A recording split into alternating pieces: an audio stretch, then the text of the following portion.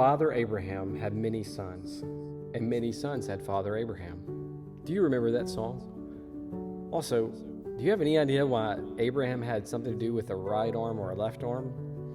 Well, starting on March 17th, we are aiming to take up a designated mission offering above and beyond our tithes, so go ahead and get ready for it. I know some of you have already given online or in person for missions before, so I want to thank you for that.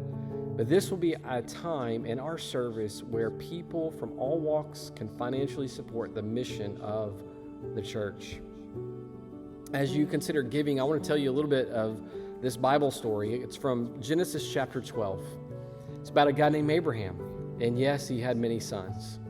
Now, Abraham was about 75 years old at this time and had lived in this particular area all his life. He's got a nice life and has a nice wife, and he knows everyone around. He is comfortable. So God comes to him and says, Abraham, I want you to leave your hometown. I want you to travel this land. I'm going to show you. And here's the best part. God didn't even reveal the end destination. He just told Abraham to get moving. The Bible says the next day, Abraham loaded up and he moved.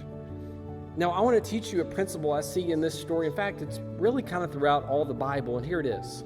The blessings of God always follows obedience. In other words, when in faith we obey first, from that we're blessed with God's righteousness, His justification, His mercy, His grace, His love, those types of things. Now, I know what you're thinking.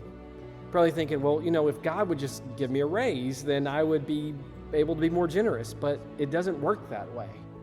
See, we obey God even when it's tough, even when it's hard, even when it makes us uncomfortable. That's how Christianity and faith works. If it was always easy, would there be any need for faith? In 2024, as Southern Baptists, we have an estimated 2,961 North American Mission Board missionaries across Canada, United States, and Mexico. There's an additional 3,532 missionaries or Abrahams also that are internationally across the globe that are laboring and starting churches and sharing the gospel with the nations of people. According to Hebrews chapter 11, Abraham, it says he went on to become the father of a great nation that we know as Israel. He was famous, he was blessed, and he was important, but mostly he was faithful. God blessed him with a family. In fact, the Bible says that from all people on the earth that we are blessed because of Abraham. But none of that happened until after Abraham obeyed God's voice.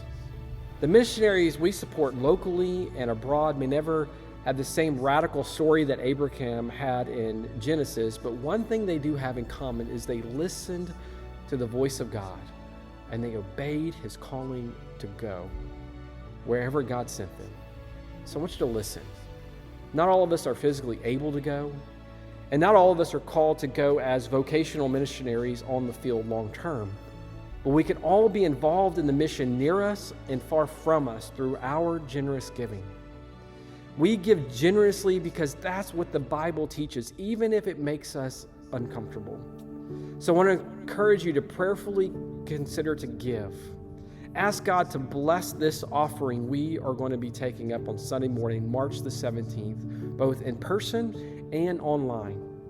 Also, join me in praying for the nations, for our nation, for our county, that we can be so gospel-saturated and people-focused, we would be a bold witness to share the good news of Jesus Christ, because you know what? Easter is coming.